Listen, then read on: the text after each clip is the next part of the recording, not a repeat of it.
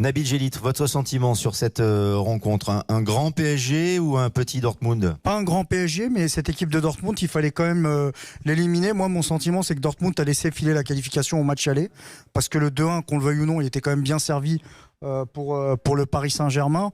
Je trouvais un Paris Saint-Germain concerné, appliqué. Désormais, on a envie de dire que tout est possible. Ce qu'il faut surtout, c'est conserver cet état d'esprit. Et puis, peut-être que ce soir, on n'en sait rien, on verra. Mais peut-être qu'au-delà même du résultat technique, il y a quand même un verrou peut-être mental qui a sauté du côté du Paris Saint-Germain. Et peut-être qu'il va y avoir un peu moins d'anxiété. Et c'est une équipe qui va avancer peut-être un peu plus relâchée. Après, vous savez, la Ligue des Champions, quand vous regardez les clients qui peuvent rester le prochain tour...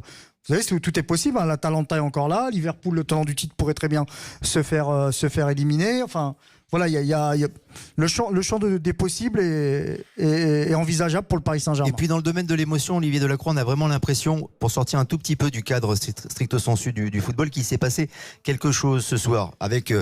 tous les problèmes en coulisses qu'ont connus les joueurs du PSG ou le club ces derniers jours, le huis clos encore aujourd'hui, les supporters qui sont venus malgré tout autour du stade et ces belles images de communion et de liesse et de joie. On a l'impression que le PSG est en train de montrer la Coupe d'Europe à son public un lendemain de victoire. Avez-vous le sentiment qu'il y a vraiment en termes d'émotion quelque chose qui s'est produit ce soir? Moi, j'espère juste une chose, parce que durant ces 3 semaines, j'ai quand même j'ai entendu de tout et n'importe quoi, si vous voulez. Je pense qu'au-delà d'avoir passé ce cap des 8e, qui était comme une sorte de sort lancé sur le PSG, je trouve que pendant 3 semaines, on a beaucoup mis de pression sur ce club, avec bien évidemment toujours des stars qui font un anniversaire 2 jours après, qui bon, c'est sûr, et je trouve qu'on appuie beaucoup ici en France sur des détails comme ceci, alors qu'on a vu ce soir quand même une équipe de champions avec tout de même certains joueurs qui n'étaient pas là, joueurs essentiels, surtout au milieu, et je trouve que ce soir on a quand même vu une équipe très solide, très en place et capable d'affronter n'importe quel club d'Europe aujourd'hui. J'ai trouvé que Dortmund, lors du tirage, on avait dit que c'était un très bon tirage pour le PSG. Enfin, moi, j'ai vu souvent jouer cette équipe et je savais que ça allait être super dur. Donc, c'est vraiment un résultat que Paris a fait ce soir. Mais on peut imaginer, en tout cas, que le Paris Saint-Germain a franchi un seuil psychologique. Déjà, vaincre le fameux signe indien, ou en tout cas passer le cas des 8e de finale après les mésaventures des saisons passées. Et en effet, cette émotion très palpable, même si on est à distance, qui s'est produite, Giroud, ce soir. Oui, c'est vrai. Et puis, la France compte un chômeur de moins. Thomas Tuchel? Ah oui. Oui, c'est ça. Alors, je sais pas s'il est recensé comme un travailleur français, très exactement, mais oui, salarié d'un club.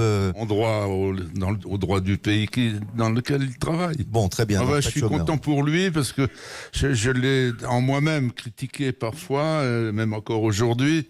Il fait pas tout.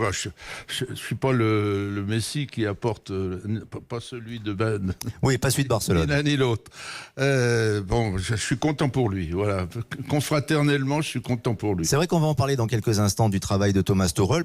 C'est aussi sa patte, et c'est aussi sa victoire et sa qualification. Mais d'abord, direction le Parc des Princes, ou plus exactement, les abords du Parc des Princes avec vous, Christophe Lamar. On était ensemble au contact des supporters grâce à vous avant la rencontre. Vous y êtes encore. C'est la fête d'après ce que l'on entend et d'après ce que l'on a vu tout à l'heure avec les supporters. Oui, effectivement, la fête, il y a eu vraiment une clameur qui est montée au moment, bien sûr, du coup de sifflet final. Et là, évidemment, c'est un festival de pétards, parfois même de pétards de très très forte puissance. Il faut quand même rester très prudent parce que lorsque ça claque à quelques mètres de vos pieds, je peux vous assurer que vous êtes sourd pour quelques secondes.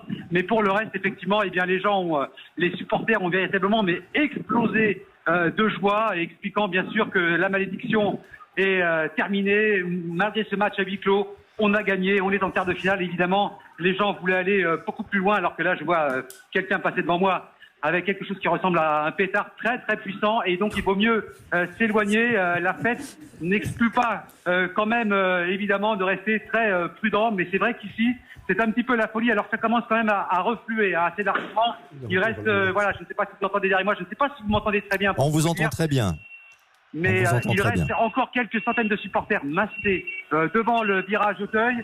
Mais évidemment, la plupart des supporters du Paris Saint-Germain sont en train de regagner qui le métro, qui leur voiture, leur scooter. Vous en avez entendu un à l'instant passer devant moi, mais bien sûr, c'est la joie sur les visages. Vous vous en doutez bien. Ici, évidemment, pour l'instant, eh bien, on ne veut pas, pour les plus, les plus irréductibles des Parisiens, on ne veut pas quitter la scène. On veut savourer le plaisir de cette qualification ce soir.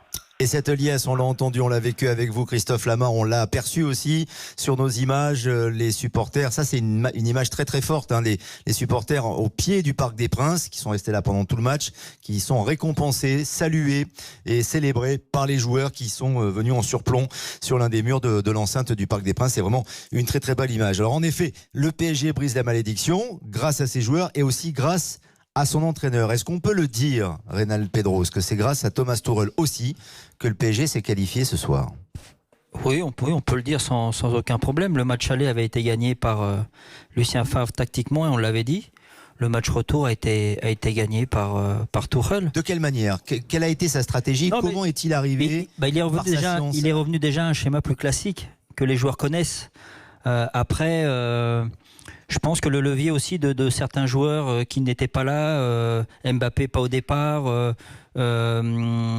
Thiago Silva, voilà, des cadres qui sont pas là ou qui sont sur le banc, ça fait prendre aussi conscience aux autres qu'ils étaient importants dans l'équipe. Et on a vu une équipe qui a, dès le début du match, mis beaucoup d'intensité, beaucoup d'envie, beaucoup de détermination. Et il y a toujours eu cette qualité technique permanente de pouvoir ressortir le ballon, de pouvoir aller un peu plus chez l'adversaire. Et ce qui a manqué aussi à un certain moment dans les matchs précédents, c'est l'efficacité, parce qu'en première mi-temps, il y a 3 occasions de but.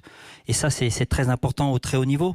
Voilà, donc effectivement, c'est aussi sa victoire, surtout que ces joueurs ne l'ont pas épargné quand même pendant 3 semaines. Entre les déclarations, entre les vidéos, les sorties le soir. Et je peux vous dire que celui qui souffre de tout ça, c'est aussi l'entraîneur. Parce qu'il faut qu'il fasse des choix. Lui, il prépare les matchs de haut niveau, il s'investit, et quand il voit ces images-là, il est lui plus emmerdé que les joueurs. Donc c'est aussi ce soir sa victoire, ça c'est sûr.